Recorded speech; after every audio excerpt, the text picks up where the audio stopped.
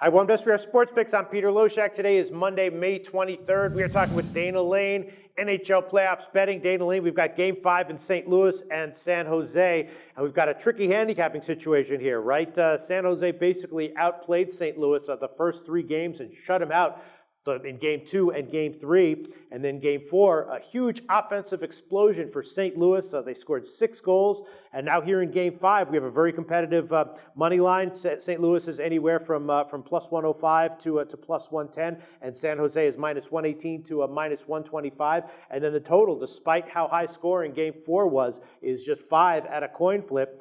I'm thinking that at those odds, it might not be as explosively scoring as Game 4 was, but I'm thinking the best bet on this one has to be a shot with the over 5 at just minus 105, which you can get. Yeah, I'm right with you on that, Pete. I mean, I'm all over these overs in the playoffs because there's too many things that could happen at the end of the game, and it seems like the margin for an under is smaller and smaller as these games go on. But yeah, you know what? This is a classic case of overreaction again. I mean, we've seen the public go right to the window and bet the St. Louis Blues just because of their huge road win. And they're like, okay, well, now the St. Louis Blues are right on track and ready to go. But, let's not overreact to what we saw. I mean, San Jose's loss was just a matter of being sloppy. And the great thing about sloppy is you can fix sloppy. And I still think, if you watch the third period of that game, I still think that the San Jose Sharks were the better of the two teams in the third period. So perhaps that's a little bit of a message sent.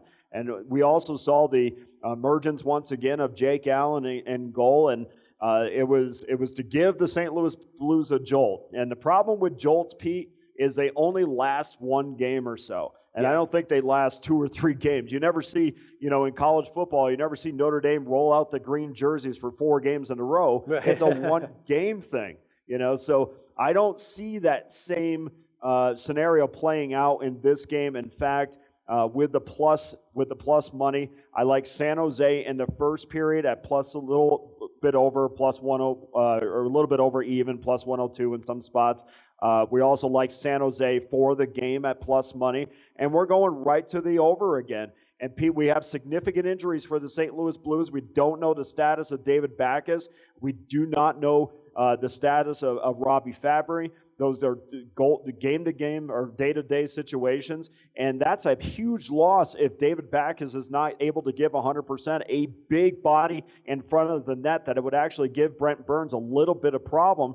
But without Backes in the lineup, or at least 100%, I think that bodes well for San Jose to keep St. Louis off the scoreboard a little bit less than giving up 6 goals in Game 4. So that's what we're going to do today. We're pretty confident with our direction. All right, Dana Lane, that's how I'm feeling as well. I realized that I misspoke in the intro. It's St. Louis is the home favorite. San Jose is the road team. I missaw my notes here, but I'm agreeing with you, Dana Lane. Why do you think? Let me ask you just quickly.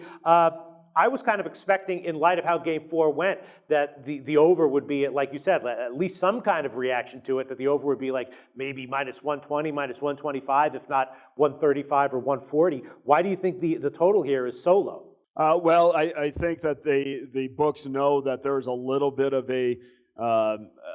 of support for Jake Allen. People that I talk to really like his game a lot, so I think that between Martin Jones getting back in there, maybe off of a little rest after being yanked in Game 4, I think people are pretty confident that that both of these goaltenders equal and under. And also, let's not forget, and this is the difference between squares, if you will, and sharp bettors. Let's not forget that the San Jose Sharks did hold the St. Louis Blues scoreless for almost 157 minutes in this series. So that also kind of plays into it. Books don't overreact. Public overreacts. But to me, I still like the over in this because there's just too many variables at the end of the game that can push this game over. Sounds good. That's what I was thinking as well. I admit, when I saw how low the total was, I did take a shot with the over when it opened. Dana Lane, thanks so much. Talk to you again very soon.